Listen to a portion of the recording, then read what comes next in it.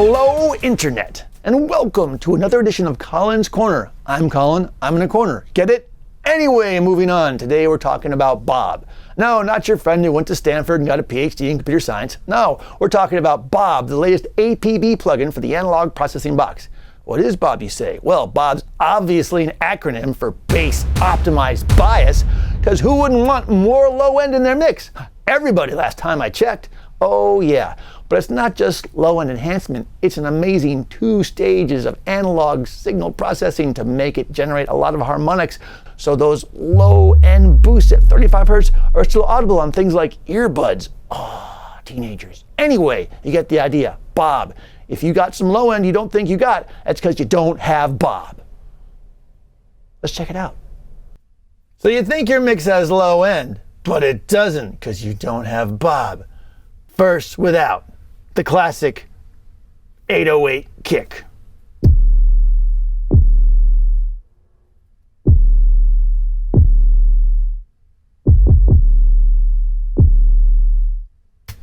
Okay, we get the idea. What's it sound like with a little Bob on it?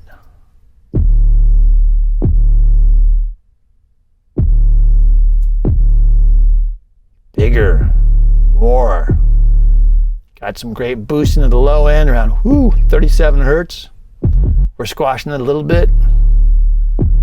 And still going through our 2 stages of analog processing as well. I like it. Again, without. And with.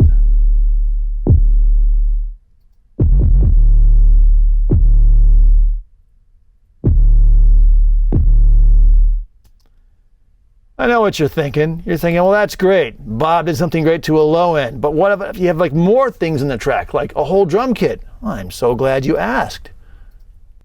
Before, without Bob, the sad drum kit.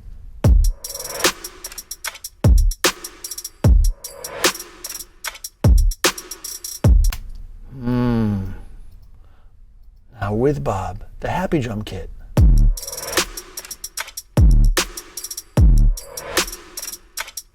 Bypassed.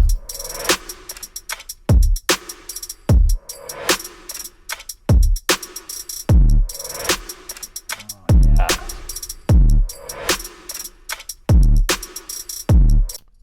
So, how does Bob do what it does? Oh, I'm gonna tell you. That's why you're watching this video, right? Okay.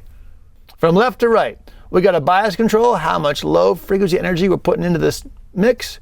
The frequency is at what frequency we're adding that low frequency energy.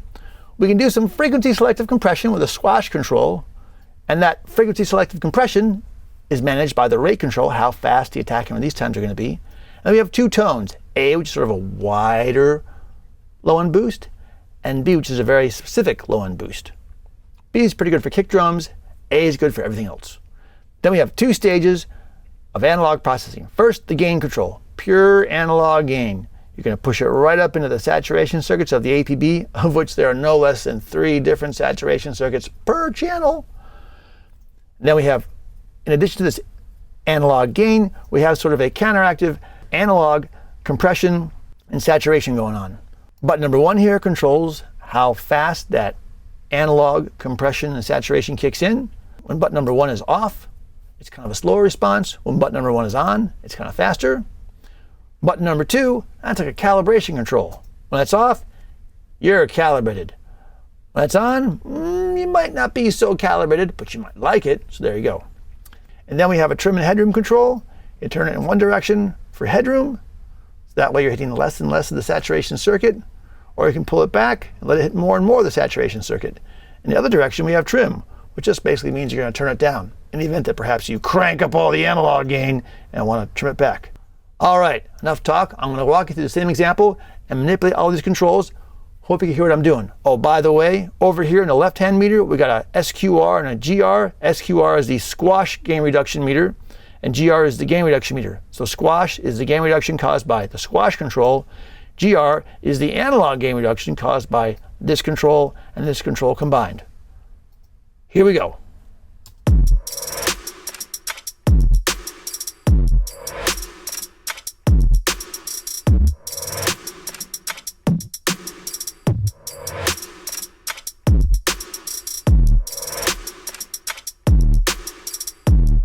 No squash reduction if squash is off. Put squash on. Taking some of it out. That's cool. Very selective biasing.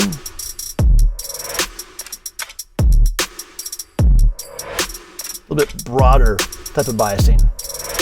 Okay. Analog gain.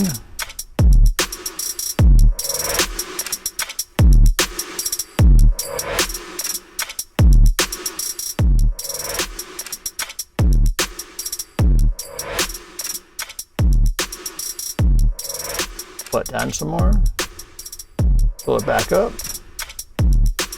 How about some headroom? That's going to get louder. It's no longer clipping the signal or saturating the signal with the analog circuits because I'm giving it more headroom. I'll bring the gain back down. Turn up some more headroom. That gets a pretty ridiculous low end. That's kind of fun. Cool. I'll bring that back.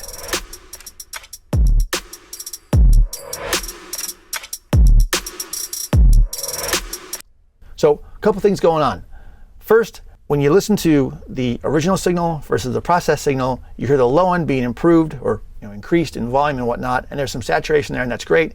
But the mid-range and the high end, they're relatively the same volume unless I mess around with the headroom control.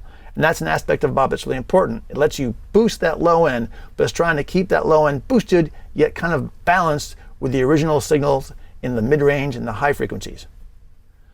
Second thing, yep, Bob can make a lot of saturation go on. And that's what you want, because maybe your studio speakers replicate 35 hertz really well, but probably earbuds don't do that, or most of the delivery mechanisms your consumer will be listening to your audio in. So if you generate some saturation in your low end, those harmonics that are generated will be audible in the person's tiny little speakers in their ears, and they'll still sound great, just the way it sounded in the studio. Like I said, Bob, your low end needs it. That's why we made it. But what about a mix, you say? Does Bob actually work in a full mix? Well, let's find out. First bypassed.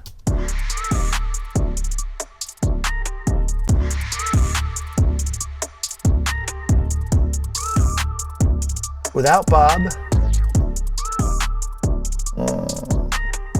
not so good.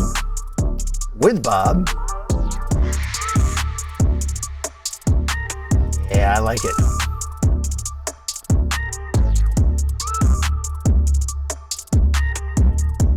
And all that signal saturation is going through the APB, the 16-channel version or the 8-channel version.